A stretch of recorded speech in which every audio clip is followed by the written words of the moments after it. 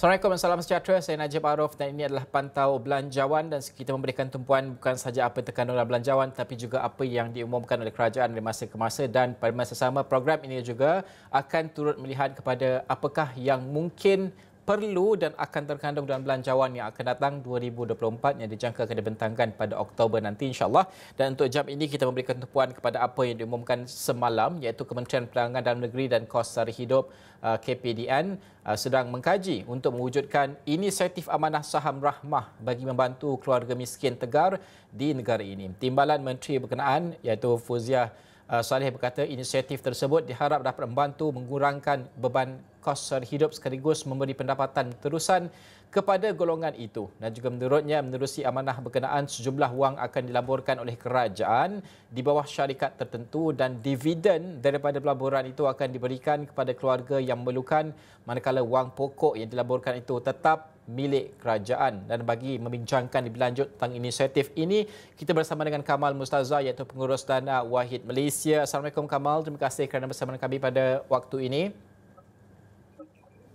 Waalaikumsalam. Okey, Kamal, pertama sekali kalau kita melihat kepada inisiatif ini, kalau kita sekali dengar memang ini adalah inisiatif yang bagus, yang baik kerana ini membuka lebih peluang kepada untuk menjana pendapatan khususnya untuk golongan miskin tegar di negara ini. Kerana itu juga hasrat kerajaan untuk menoktahkan kemiskinan tegar menjelang akhir tahun. Sekarang ini sudah bulan Ogos. Mungkin untuk kita melihat kepada inisiatif ini, pertama sekali secara amnya, komen Kamal Steady kepada inisiatif untuk amanah saham rahmah ini.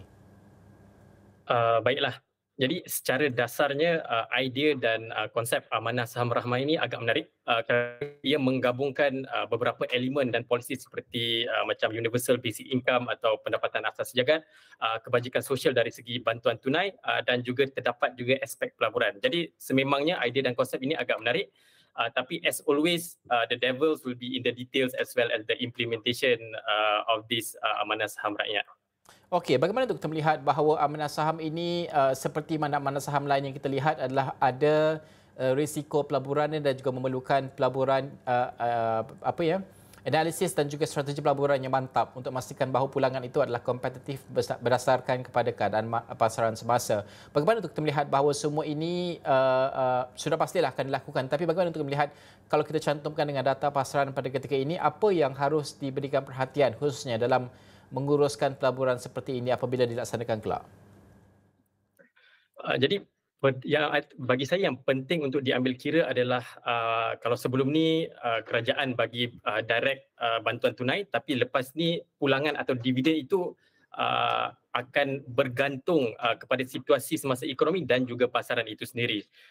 Jadi akan wujud possibility di mana pulangan atau dividen itu akan tidak menentu dan akan sentiasa berubah-ubah mengikut situasi pasaran dan ekonomi itu sendiri. Jadi sebab macam yang dikatakan daripada daripada semalam, kerajaan akan melabur melalui beberapa syarikat dan di mana dividen daripada syarikat tersebut akan digunakan pakai untuk diagihkan kepada golongan miskin tegar. Tapi kita kena faham prestasi dan pulangan sesebuah syarikat itu bergantung kepada keadaan ekonomi dan pasaran semasa.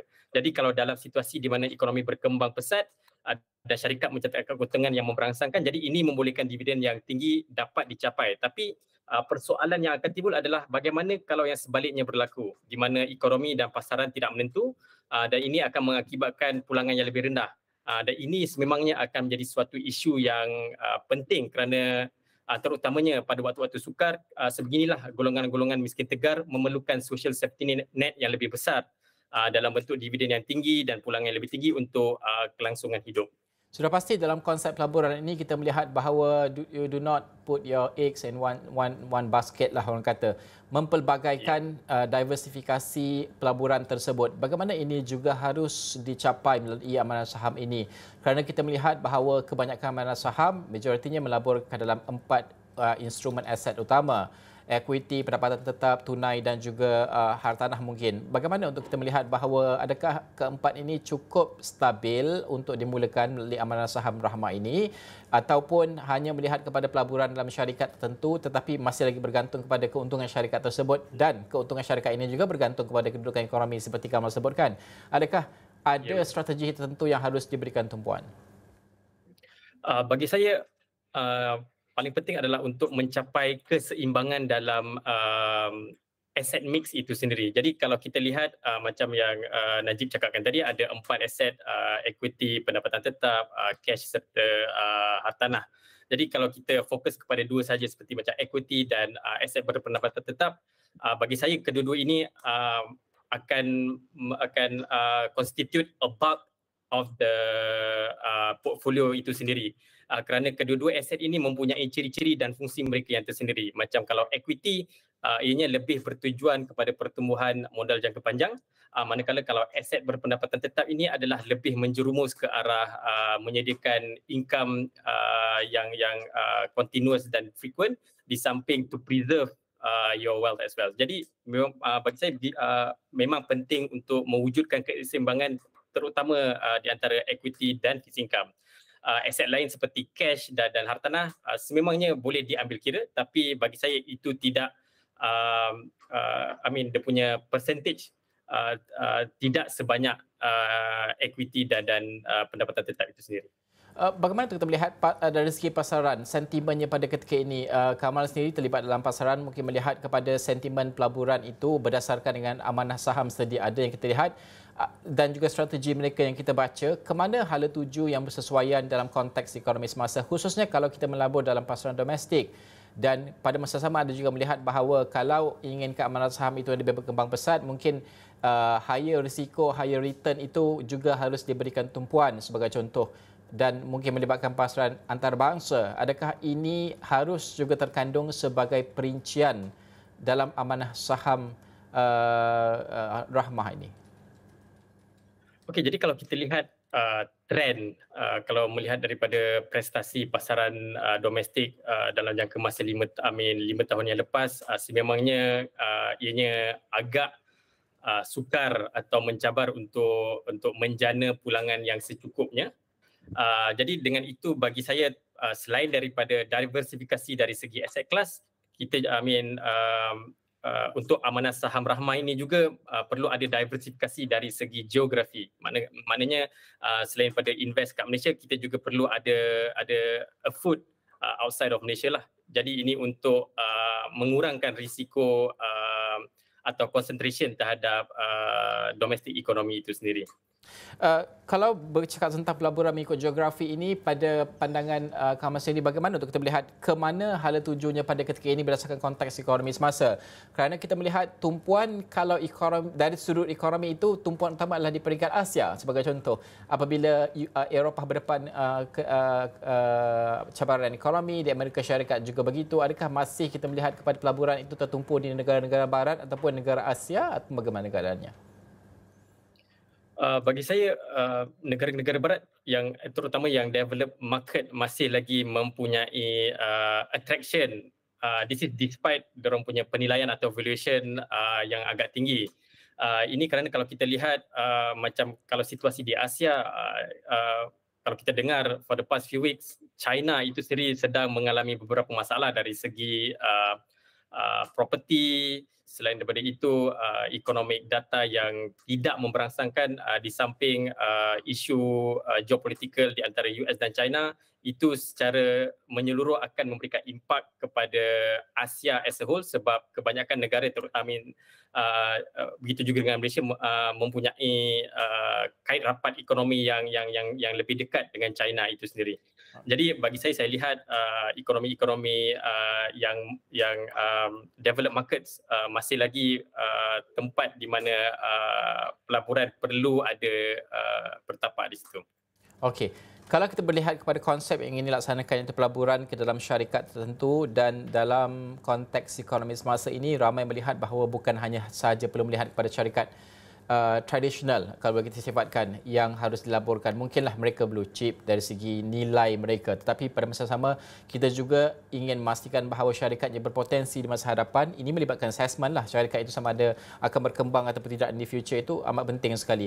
Adakah perlu juga cadangan seperti ini dimasukkan? Bermaksud pelaburan itu harus juga melihat kepada syarikat yang berpotensi berkembang di masa depan. Pada pandangan Kamal sendiri, sektor mana yang mungkin boleh diberikan tumpuan? Kalau dari sektornya, syarikat itu mungkin agak sukar untuk kita pinpoint, tapi sektor utama yang baharu mungkin, pada pandangan Kamal yang mungkin boleh dipertimbangkan? Ya, jadi sememangnya sektor-sektor yang akan memberikan pertumbuhan yang lebih berbanding macam dengan yang blue chip perlu diambil kira. Tapi at the same time kita kena ingat kena ada again keseimbangan di antara having blue chip because kebiasaannya blue chip ini memberikan dividen yang agak konsisten berbanding dengan company-company yang macam baru naap ni lah.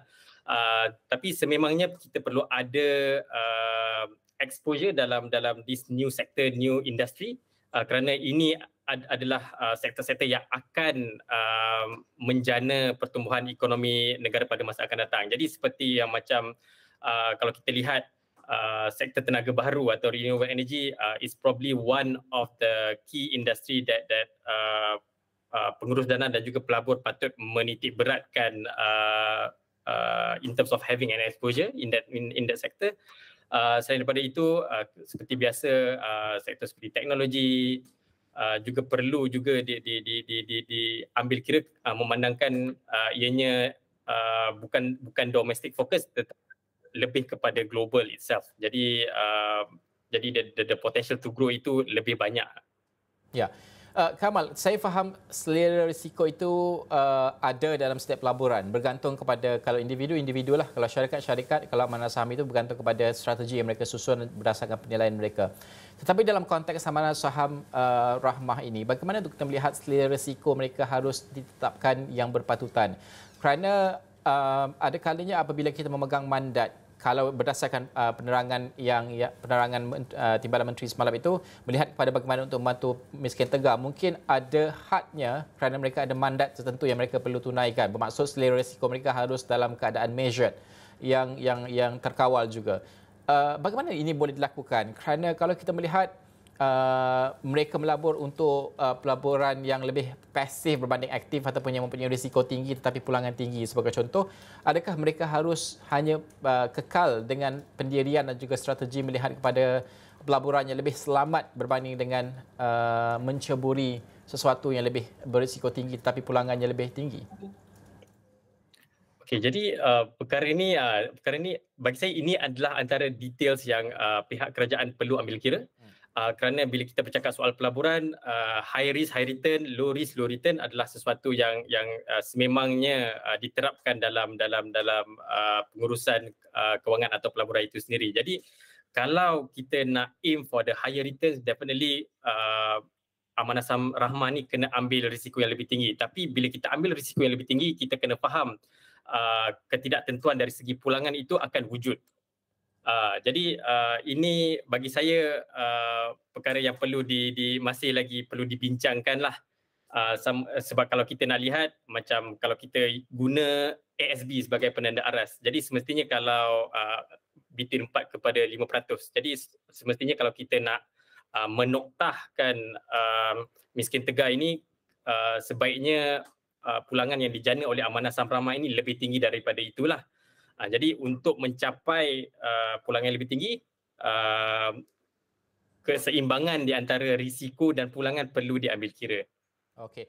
Kalau kita melihat kepada KWSP berdasarkan data mungkin, kalau saya salah Kamal juga boleh betulkan, kalau kita melihat kepada KWSP mungkin mereka memerlukan untuk pulangan sekitar 5 ke 6% atau 5% itu pulangan pelaburan mereka perlulah di atas 50 bilion ringgit mungkin.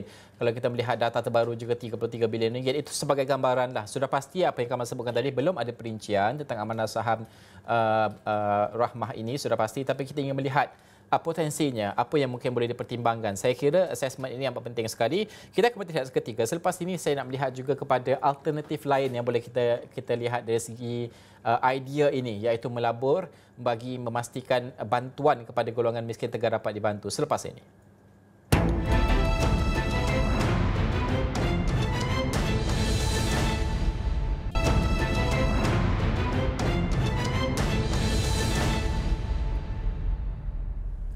Bertemu kembali dalam Pantauan Belanjawan, kita masih membincangkan idea dan juga inisiatif yang ingin diperkenalkan oleh kerajaan, iaitu amanah saham Rahmah, yang mana hasil pelaburan oleh wang kerajaan akan digunakan untuk membantu miskin tegak, tapi pelaburan pokok itu masih lagi menjadi wang kerajaan. Tetapi bagaimana untuk melihat pergerakan ke hadapan? Sebelum saya nak bergerak, Kamal, kepada apa lagi pelaburan lain yang boleh dilihat sebagai alternatif sebagai contoh, saya nak melihat juga kepada jenis pelaburan. Sebagai contoh, saya suka mengambil contoh KWSP lah. Ini paling senang sebab semua orang ada pegangan dalam itu, sama dorman ataupun tidak.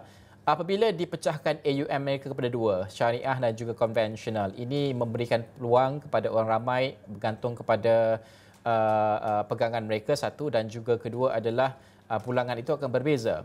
Bagaimana untuk amanah saham Rahmah ini juga melihat kepada perkara itu? Apabila mungkin golongan yang akan disasarkan ini, iaitu miskin tegar dalam konteks ini, mereka juga mungkin melihat kepada konteks syariah sebagai contoh pelaburannya. Tetapi kita kena faham, apabila pelaburan syariah ini pulangannya sudah pasti tidak setinggi konvensional. Bagaimana ini juga harus diberikan pertimbangan dalam pelaburan ini? Jadi mungkin pada awal pengenalan amanah saham Rahmah ni mungkin mungkin the size will not be big enough to macam split between syariah dan konvensional. Tapi bagi saya pada awal mungkin kerajaan boleh membuat amanah saham Rahmah ni lebih kepada macam ethical investing as a start, and then once the size of the fund is become bigger, then you can either split to syariah dan konvensional jugalah. Sebab kita kena faham size dana itu juga memainkan peranan yang penting dalam memastikan pulangan yang kompetitif dapat dijana. Okey. Kamal, kalau kita melihat kepada pelaburan alternatif sebagai contoh, sekarang ini kita melihat kepada apa yang dikatakan oleh Timbalan Menteri, iaitu pelaburan dalam syarikat tertentu. Tapi pada saat sama saya nak memberikan idea ini. Ini tidak disebut, tapi ini hanyalah idea yang saya ingin discusskan dan juga bincangkan. Bagaimana alternatif lain juga harus dilihat dalam konsep dan inisiatif seperti ini. Sebagai contoh, saya berikan contoh, apabila wujud saja P2P financing ini, ramai kita melihat bahawa siapa yang ada kewangan lebih boleh melabur, dan wang ini kemudian akan diberikan pinjamannya kepada syarikat. Ini secara ringkasnya konsepnya, dan juga ada pulangan dari pelaburan tersebut, dan pulangan ini juga akan diterima oleh pelabur yang memberikan wang tadi, pendana atas itu. Bagaimana ini juga harus diberikan tumpuan dan juga satu mungkin alternatif yang boleh dipertimbangkan dalam menyelesaikan isu kemiskinan tegar juga. Ya, bagi saya macam yang Najib cakap, macam P2P financing itu adalah satu alternatif kepada macam amanah saham Rahmah ini juga. Selain daripada itu, kalau kita nak lihat, mungkin kerajaan juga boleh melihat dari perspektif memperkasakan inovasi dalam industri pengurusan aset. Jadi sebagai contohnya lah, saya ambil contoh macam Wahid sendiri. Kami merupakan pengurus pelaburan digital, yang mana misi kami sendiri adalah untuk menyediakan akses pelaburan to the underserved. Jadi sememangnya selain daripada P2P, equity crowdfunding dan juga robo advisor merupakan antara alternatif yang juga kerajaan mungkin boleh lihat untuk memperkasakan dalam usaha membasmi kemiskinan tegar itu sendiri.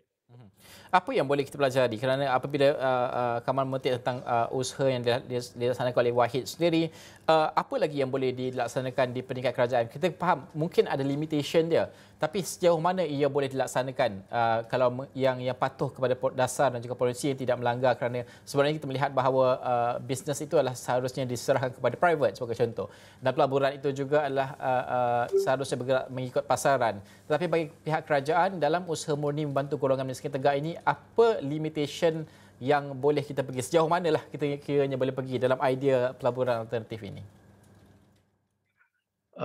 Sejauh mana yang kita boleh pergi. Jadi bagi saya antara limitation yang kita kena lihat, macam yang Najib cakapkan tadi, kalau boleh kita kena kurangkan pelaburan daripada pihak kerajaan, kerana akan wujudnya crowding out effect daripada the government's money to the private sector, di mana ia akan menyesarkan private sector ini, dan secara langsungnya ini adalah perkembangan yang tidak sihat untuk pasaran modal sama ada di Malaysia atau di luar negara untuk jangka masa panjang. Jadi ya, itu bagi saya limitation yang pihak kerajaan kena juga ambil kira, sebab kalau kita lihat pasaran modal di Malaysia itu sendiri telah pun dinominasikan oleh syarikat-syarikat pelaburan berkaitan kerajaan atau GLIC. Okey. Jadi is the market big enough to accommodate more money into the domestic market, or itu antara persoalan yang akan timbul. Bagaimana kita melihat bahawa seperti kalau di Wahid Investment sendiri, kalau kita melihat pelaburan ini adalah patuh syariah satu, kedua adalah kalau kita melihat bahawa ini juga antara usaha yang boleh dilaksanakan. Maksud bukan hanya kita memberikan ikan kepada mereka, maksudnya kita laburkan, ialah kerajaan di bawah inisiatif ini, ideanya adalah melaburkan wang kerajaan. Hasil dividen itu akan diserahkan kepada golongan miskin tegar. Berapa jumlah dan perinciannya tidak diketahui. Tapi bagaimana untuk melihat kepada konsep yang dilaksanakan di Wahid sebagai contoh, juga boleh diterapkan kerana kalau kita memberikan mereka ruang awal untuk pelaburan melalui platform seperti Wahid sebagai contohnya, affordable dan sebagainya. Bagaimana ini juga harus diberikan tumpuan kerana supaya mereka ada juga pegangan yang mereka boleh usahakan sendiri. Bermaksud bukan hanya memakan dividen, mereka juga akan mengembangkan portfolio mereka sendiri dan pada masa sama mungkin literasi kewangan itu akan juga lebih celik bergerak ke hadapan. Okey, jadi untuk itu macam kalau kami di Wahid, kami cuba menerapkan nilai-nilai seperti macam long term investing kerana kalau kita nak lihat pulangan dari segi pelaburan itu akan membuahkan hasil bukan dalam jangka masa pendek tetapi dalam jangka masa panjang. Disebabkan itu kami terus melaksanakan macam financial literacy dan education to our clients untuk memupuk kesedaran mengenai kepentingan pelaburan inilah. Jadi untuk berbalik kepada macam konsep amanah saham rahmah ini, mungkin antara ciri-ciri atau penambahbaikan yang boleh diambil kira adalah seperti memperkenalkan macam geran sepadanan, mana matching grant, mana kalau golongan-golongan ini dapat invest 200 dan government akan matchkan another 200. This is so that macam everyone to make sure that everyone have the skin in the game. Sebab otherwise kalau hanya bergantung kepada dividen yang dapat daripada pulangan daripada duit kerajaan itu sendiri, takkan ada the urgency untuk golongan-golongan ini untuk melabur sendiri. Jadi mungkin to have like a matching grant is probably one of the feature that government can add dalam amanah saham rahmah ini. Selain itu bagi saya mungkin pulangan berperingkat atau staggered return is probably one of the consideration di mana kalau kita lihat the first RM1,000 investment mungkin dia punya return lebih tinggi mungkin 10%, manakala the next 20,000 ianya akan lebih berkurangan lah. Jadi ini untuk memastikan those yang tidak mempunyai capital atau modal yang lebih tinggi dapat grow diorang punya income menerusi return yang lebih tinggi inilah, menerusi pulangan berperingkat ini.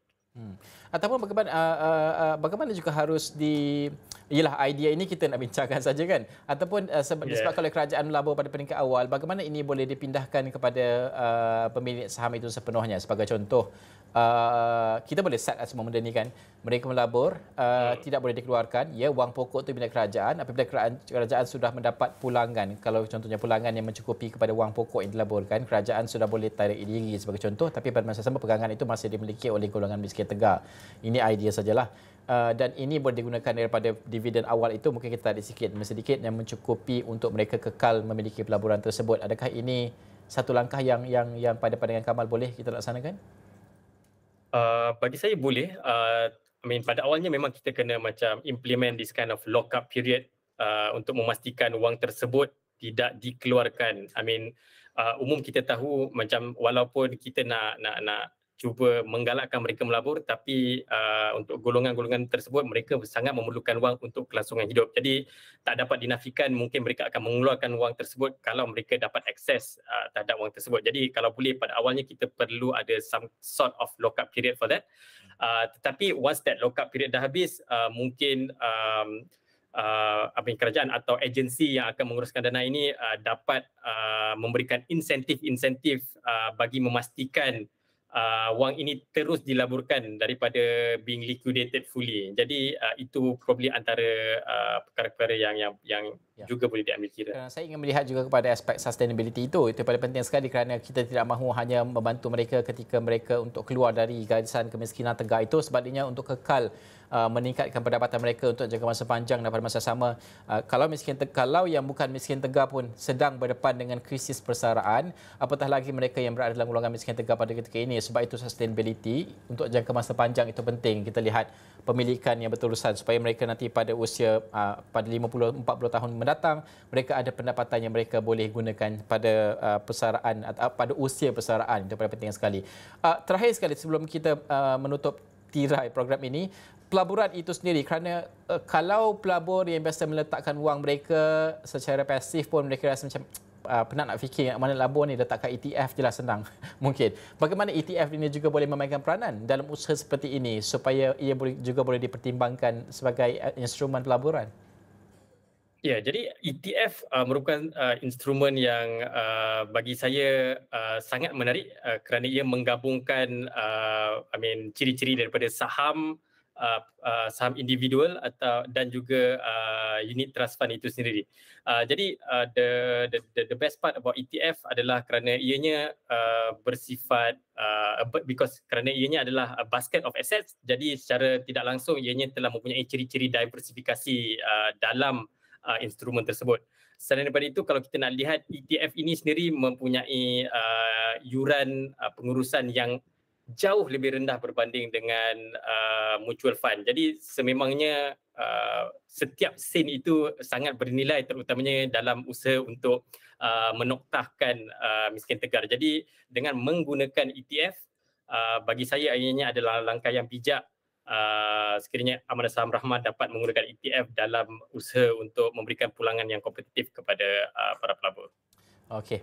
Kamal, terima kasih kerana bantu kami untuk memahamkan keseluruhan perkara tersebut. Sudah pasti apa yang kita tekankan dari tadi, Amanah Saham Rahmah ini baru diumumkan, perinciannya belum ada lagi, tapi saya bincangkan dan kita membincangkan perkara ini untuk kita melihat kemungkinan kebarangkalian dan juga apa yang boleh terkandung dan juga harus terkandung dan juga apa lagi alternatif lain yang ada yang wujud dalam idea ini. Sangat menarik saya kira idea ini untuk kita melihat bergerak ke hadapan. Yang paling penting mandat akhirnya iaitu membantu golongan miskin tegak itu dalam secara cara yang available dalam pasaran pada ketika ini. Terima kasih Kamal Mustazah, Pengurus Dana Wahid Malaysia kerana bersama dengan kami pada program ini Pantau Belanjawan. Sekian saja, saya Najib Arif. Assalamualaikum. Salam hormat.